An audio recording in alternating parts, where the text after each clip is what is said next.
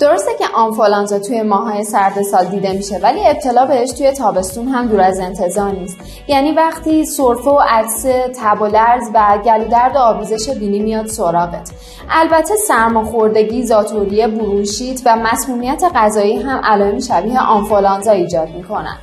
میدونی اشتراک همه اینا تو چیه؟ میکروارگانیسم‌های بیماریزا باعث ابتلا به همه این بیماری‌ها میشن. چند تا راهکار ساده وجود داره. 1. بهداشت فردی و عمومی رو رعایت کنی و 2. سیستم ایمنیت رو تقویت کنی. چطوری؟ یکیش غذاست. کدوم غذاها؟ سوپ‌ها، به ویژه سوپ جو. طرز تهیه سوپ جو رو میتونی از سایت حس تازگی نگاه کنی.